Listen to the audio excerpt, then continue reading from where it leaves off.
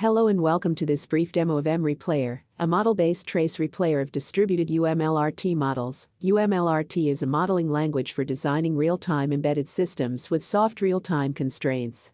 This demo is intended to show features of MReplayer. Before we begin, I am going to take a few moments to talk about what makes MReplayer unique.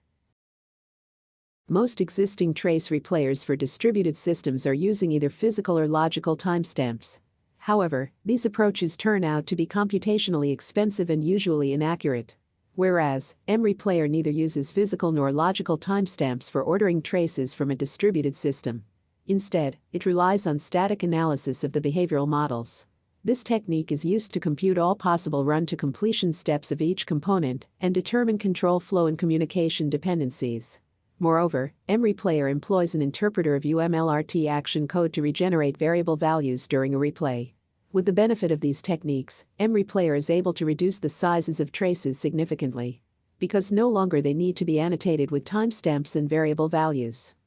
MReplayer actually uses model transformation techniques to create an instrumented version of a user-defined model. Also, the distribution version of Papyrus RT allows us to generate code of a distributed system from the instrumented model. In the pre-processing step in MReplayer, static analysis is performed to extract run-to-completion steps from behavioral models. It also determines the set of all possible consistent orderings. The trace replayer uses the structural model to create a centralized version of the distributed system. MReplayer also has a core engine that interacts with the web server, that allows the user to replay an execution either forward or backward and inspects variable values at any given time. Finally, a trace that has been successfully replayed by the trace replayer is added into a sequence of ordered traces that MReplayer outputs. The example model we will be using for this demo is Dining Philosophers, which is a classic synchronization problem. This model includes 3 philosophers sitting around a circular table, and there are 3 forks, one between each 2 philosophers, and a philosopher needs 2 forks to eat. So, there should be a proper resource allocation strategy to avoid getting stuck in a deadlock. To run the program, first we need to open MReplayer project and execute its graphical user interface, which is located inside the source code directory. By executing the Java program inside this package, MReplayer's control panel is popped up.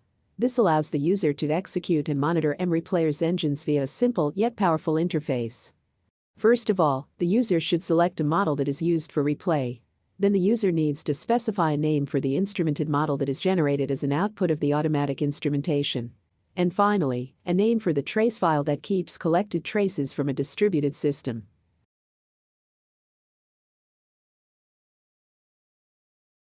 Now it's time to run MReplayer's engines one by one. First, instrument engine that executes instrumentation scripts to generate an instrumented version of the model. Then we execute trace collect that establishes a TCP port to receive traces from nodes in the distributed system. After that, we need to execute preprocess engine that performs static analysis on the model to extract all run-to-completion steps.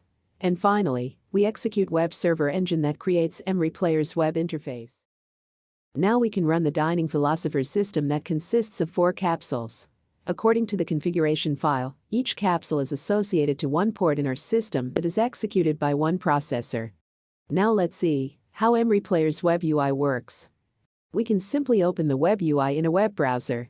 We actually use this web UI to show a centralized version of the distributed system, where each capsule's behavior and their connectors are displayed. In order to start a replay, first of all, we need to choose one consistent ordering from the drop-down list of the control panel and then click the replay button. Now we can use the replay panel in the upper right corner of the web UI to start the replay. Here we can replay the execution step by step and also see the size of collected traces in the left-hand panel. Moreover, MReplayer highlights active states in green and active transitions in red. If a message is sent from one capsule to another, MReplayer turns the corresponding connector to blue, and it shows message's name and its data on the connector. The user can also go either forward or backward in time and retrieve the variable values.